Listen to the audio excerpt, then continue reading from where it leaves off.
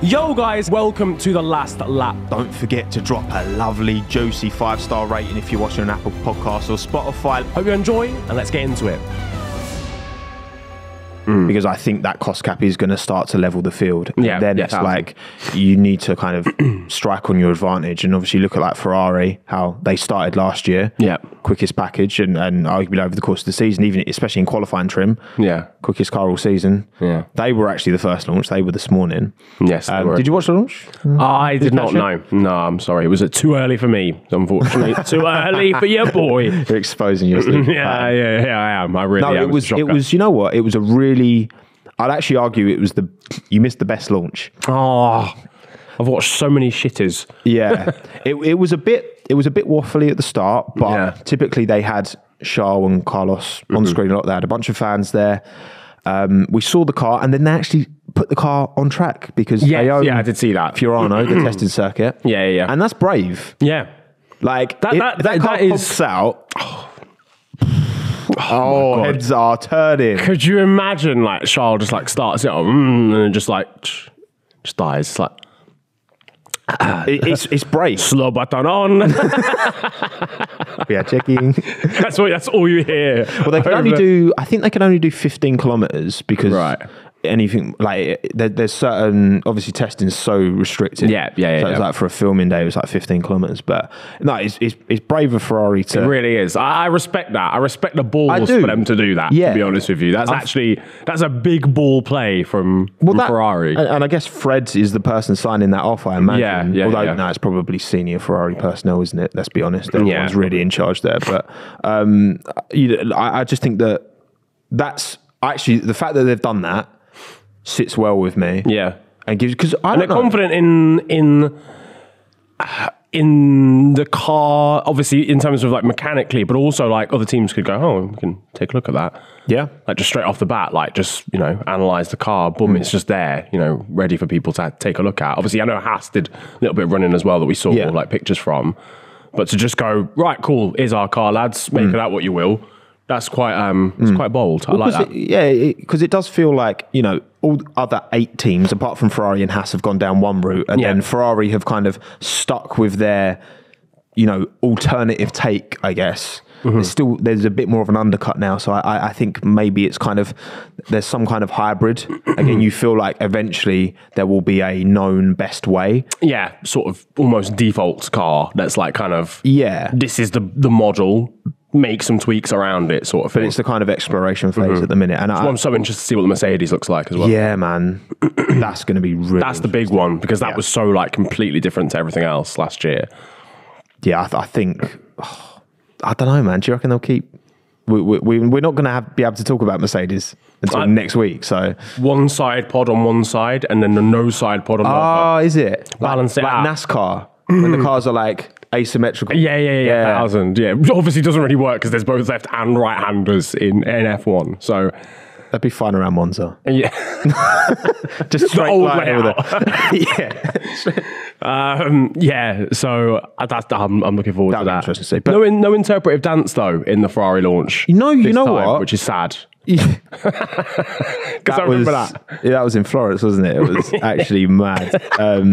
I can't believe they did that. That was actually, and they were dressed in the overalls, weren't they, as well? Yeah. Was that 2020 or 2021? Might have even been early. I think I was 19. Yeah, because like the pandemic wouldn't have people. They wouldn't have had people running around. They weren't wearing masks, so that was 2019 for sure. Because they went to Mugello, didn't they? Yeah. And I remember that was the anniversary. Yeah, that was wild. Yeah, I think Ferrari. You know what? I think one thing is like it's quite easy because of all of the strategy, fuck ups last year, and it's easy to meme on Ferrari.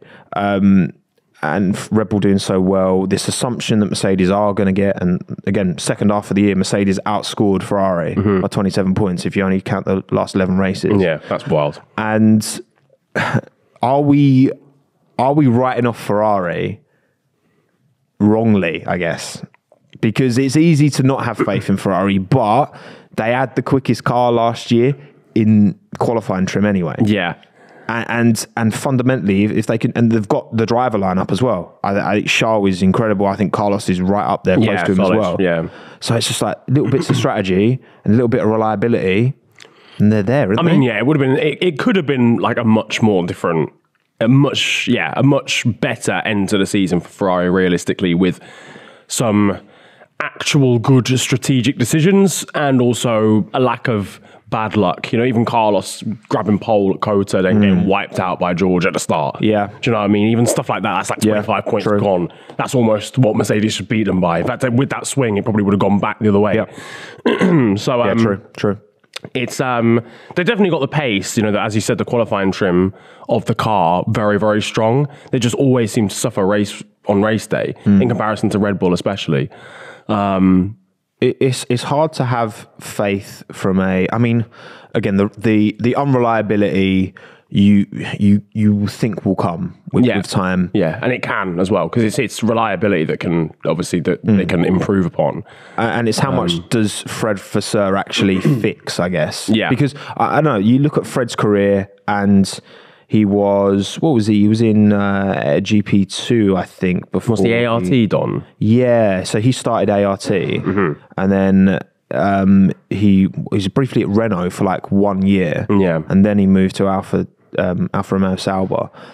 And looking at Alfa Romeo Sauber over those years, I can't get particularly excited about what the performance is. Yeah. They were at the back of the field Just the whole stagnant time. most of the time, really. Obviously, how much of that is like a lack of resource, a lack of, it's always difficult to really judge. Yeah. But I just feel like, that obviously, Jean Todt, Frenchman, at the helm, did bits. Yeah.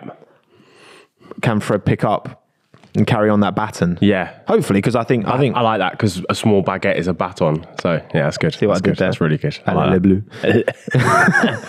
that. Gilly. They've still got to wait for the true Allez Le Bleu team. Alpine, they're the last. Yeah, true. I just want them to come out with a full French livery. Just fuck it. Sack off the BWT. Nice. Get that out of there. Apart from one pink. Just Killian's just like that in front of me. Yeah.